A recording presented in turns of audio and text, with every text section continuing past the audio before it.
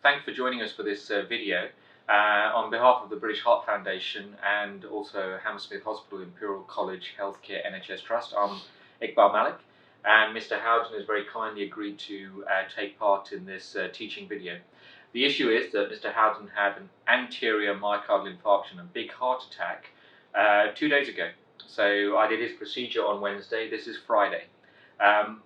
What we want to try and do is draw out what he's feeling during the COVID crisis and how that affected his care.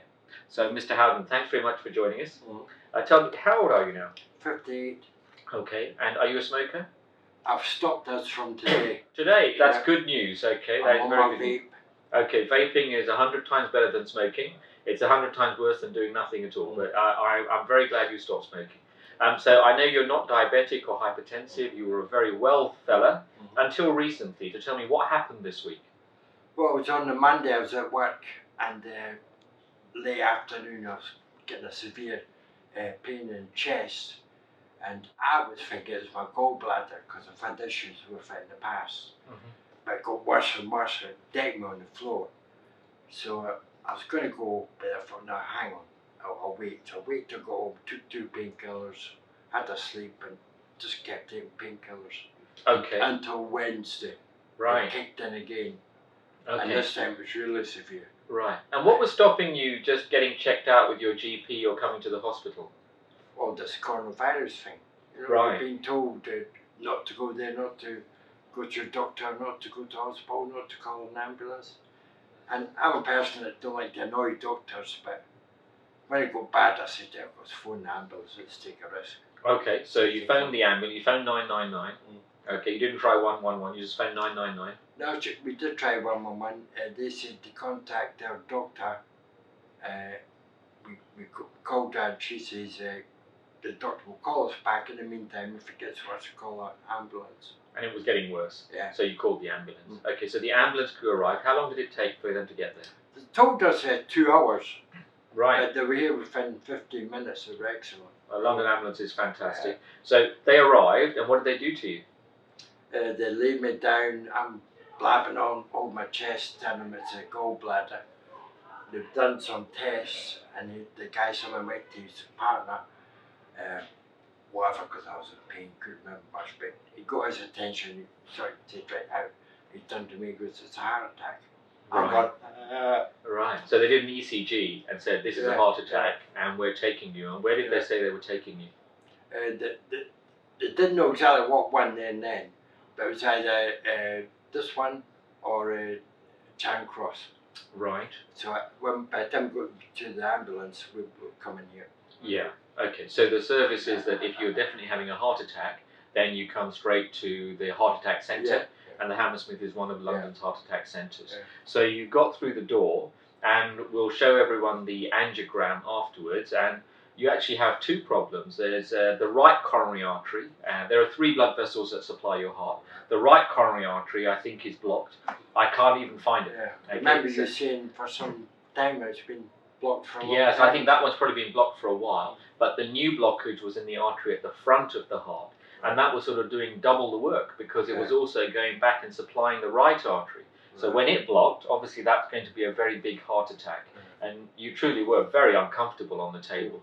So luckily we managed to get a pipe up from your wrist and to get a wire through the blockage and blow some balloons up and then put a stent, which is a scaffold that holds the artery open. I was watching it on the weekend. Yeah, well, we didn't give you much sedation, so you were wide awake during it, and you were very cooperative. You didn't move. Yeah. The key for you is not to move. So how soon after the procedure did the pain settle down? During the procedure, you done something. You told me, as a matter of fact, remember you said, don't worry, you're in pain away. Yeah? He goes, we'll sort that out, was your words. And within about 2 minutes later, what were you like that, remember? You're moving your hand. I don't know if you're unblocking or what, but the pain went. I thought, I like this bloke. Thank you so much. Okay, well, in the end, I am a plumber. It's just my machine is a bit more complex than a washing machine. So, you got your arteries opened up. Because it was a fairly decent-sized heart attack, we didn't send you home immediately. And so you went home the following day. In fact, this morning you went home. And so you had no medication before, and now you're going to be on 5 or 6 different pills. So a couple of blood thinners, a cholesterol tablet, and some other drugs to keep the heart nice and strong. So, listen, thanks very much for joining us for this video. Thank you. And I think the lessons that we have here are that if you have a pain that's somewhere in the middle of your chest, you don't know quite what it is, it's worth checking in with the medical team. Either ring 111, or if you're more concerned and as much pain as this gentleman is in, then ring 999 and the ambulance can make an assessment. That's not an abuse of the service, we're all very busy, but actually it would be much worse had you stayed at home. Because had you stayed at home, either you might have died at home, or you would end up with a lot of damage to your heart. So you would then have been more of a burden to your family and the health service in 3 or 4 months' time had you survived, because then you'd have been crippled by a very bad heart. As it is, I'm expecting you to lead a completely normal life, except take these medications.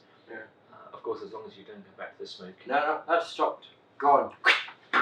Excellent, excellent. Thank you so much for your help. Okay, thank you, doctor. You've done well. There are 3 blood vessels that supply the heart. This is Mr. Howden's angiogram. I couldn't actually find the right coronary artery, which is one of them.